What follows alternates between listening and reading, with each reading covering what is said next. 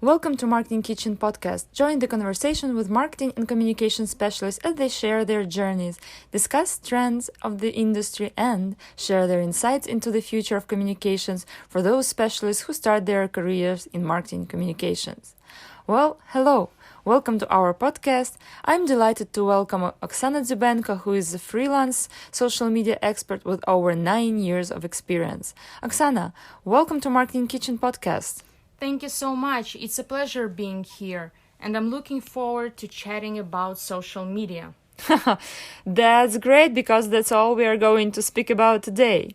So, Oksana, our listeners just starting their path in communications. Could you give them a top line about your experience and what does it mean to be a social media expert?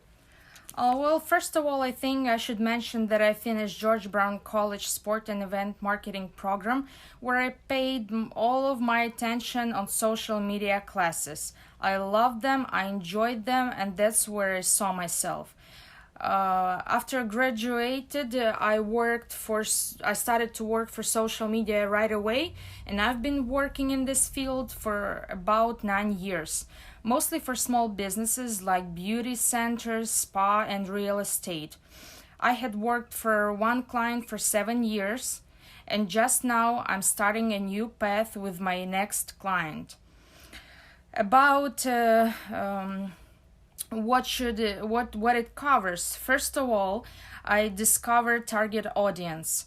I create concept plan, marketing strategy, gather all the possible ideas for posts, stories, reels, YouTube, and so on. Implement my ideas, analyze campaigns monthly, adapt if needed next posts. Because I work for small business, sometimes I can be a part of marketing team and do work as a marketing coordinator by organizing photo shoots with models, makeup artist, photographer, and shooting myself, and a designer by creating flyers, posters, and brochures. So it means that you can have different responsibilities as a social media manager depending on where you're working and who are you working for. I find that my experience is more fun because I can participate in a lot of other activities, and it gives me more experience that I can put in my resume anytime. Fascinating. So we have a lot of articles, blog posts, podcasts speaking about social media. But what is social media for you? Well, social media is not just scrolling your feed to look for cats' posts, despite the fact that I do like it. Who doesn't? It's a great way to help, volunteer, and connect with people around the world. For example, I volunteer for one Ukrainian community in Toronto and GTA, where we help newcomers and immigrants to get a job, to find a person who can help with the resume and cover letters, to sell or buy new things for your new place, as well as just to stay in touch with your community. Different events, for example, or different gatherings, we all post about it every day. So it's a great way to give something to people, and also it is a great way to get something if you're really in need of it.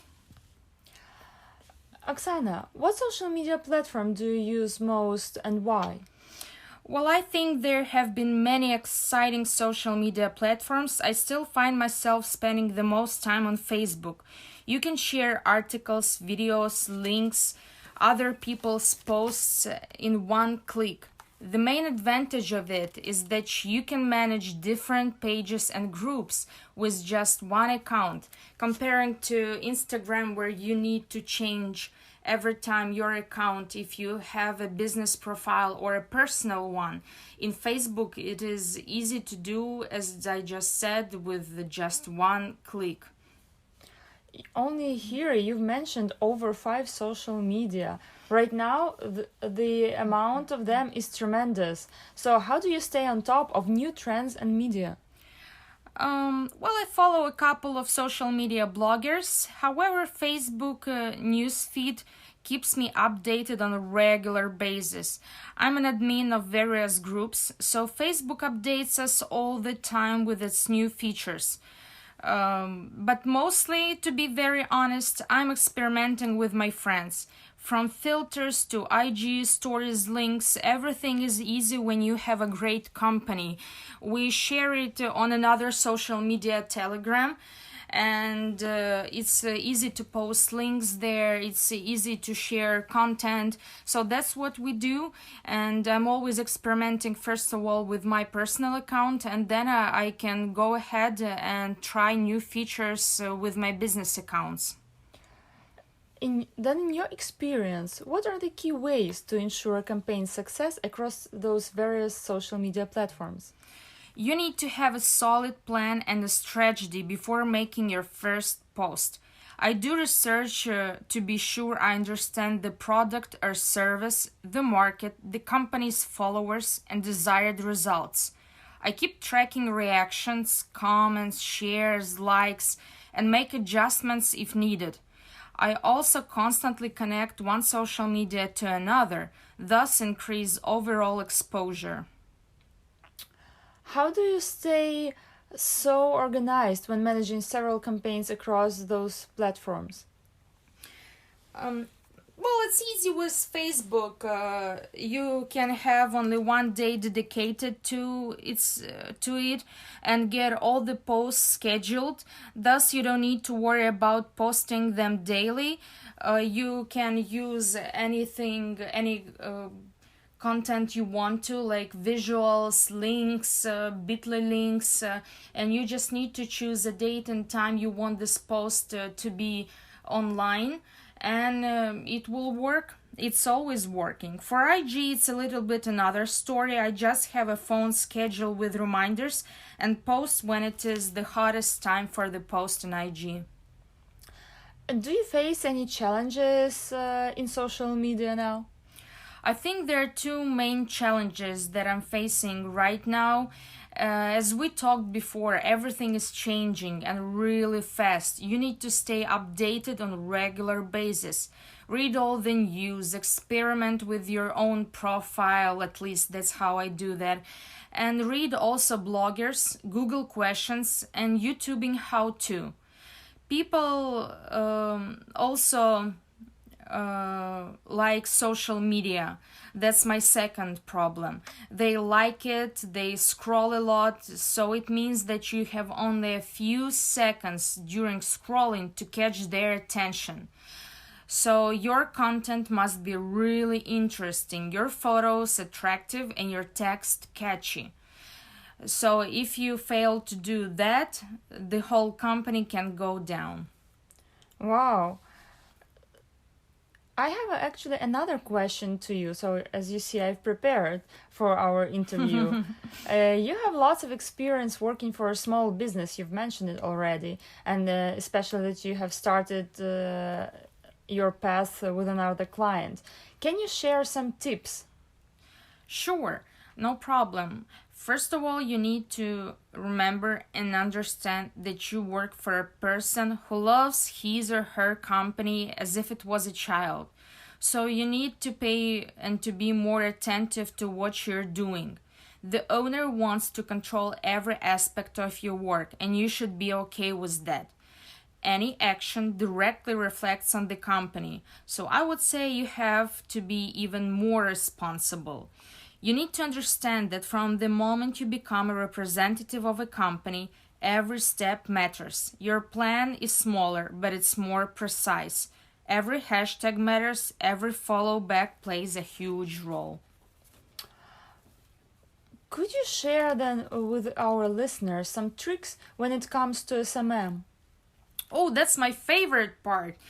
For IG, I would say hashtags are very important. Use them wisely. Google everyday top 3 popular hashtags and use them for likes.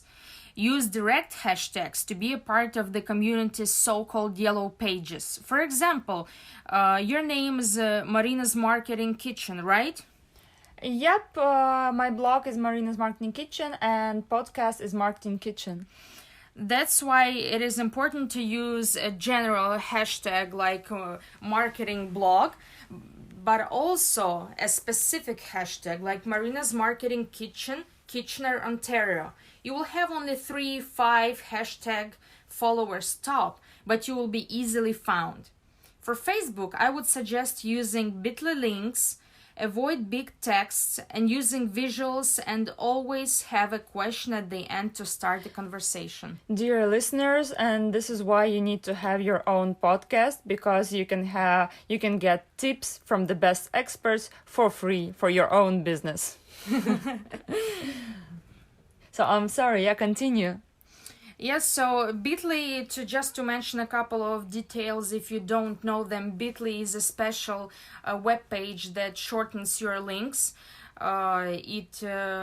It's working the best for Facebook because IG shorten is automatically, but Facebook doesn't, so you need to use Bitly.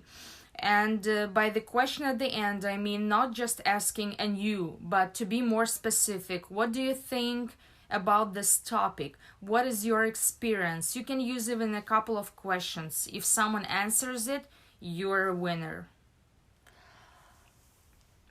Our listeners just start their path in social media and communications.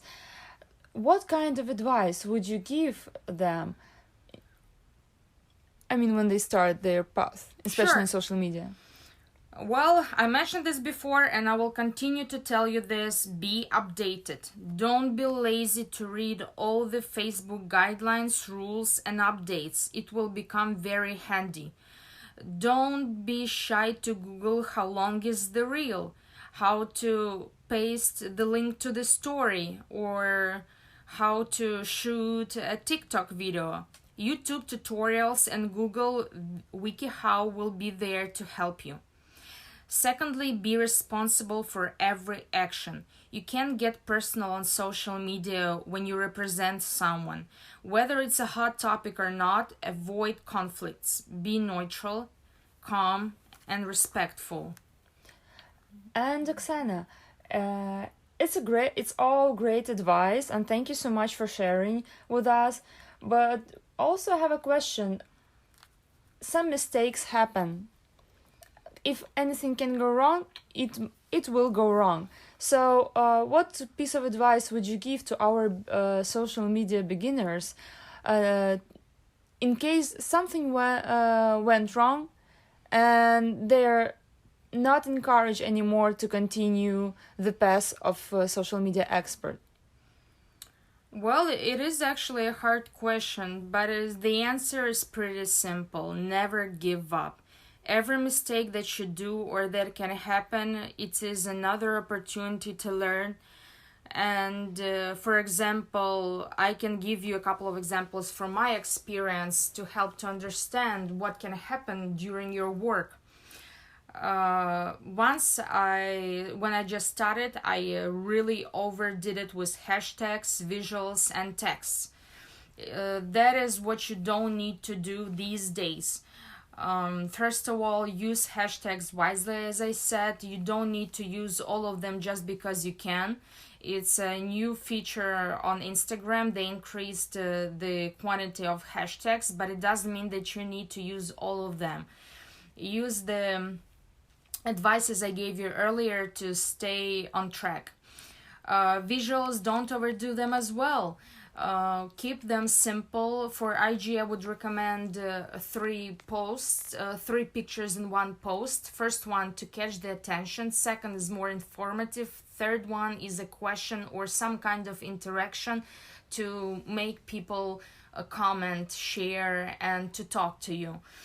The text should be short, but you can also add a link to your story with your new post to a source that will tell you much more information that is needed, because if a person clicked already on the link, it means that he or she is ready to learn more. Also, my latest example would be when I was looking for models for my photo shoot. I posted a photo of Caucasian young women, and it was a huge mistake, as unfortunately I offended many amazing ladies out there. I received questions like, can an African American girl participate, or can a 40-year-old woman take a part in this shoot? What I did is politely answered each and every one of them that we're all inclusive, that it doesn't matter what shape, what size, or who are you, where are you from, we include everyone. And if I had to repeat this comment, I did, and it worked out really great. We had multicultural models, so we had a great feedback, and I can't wait to make another one. Oksana, thank you so much for sharing with us your experience, and was so sincere. Thank you so much. We appreciate it. Oksana, and I'm sure you can speak much more about social media. I can. Yeah, we clearly see that this is your passion. So, dear listeners, we've been speaking to Oksana Dzyubenko, who is freelance social media expert with over 9 years of experience. Thank you for coming today and sharing your thoughts with our listeners, Oksana. Thank you so much for having me, and I appreciate the opportunity to share my story. Great. I hope we'll see each other again. Hope so too. Bye.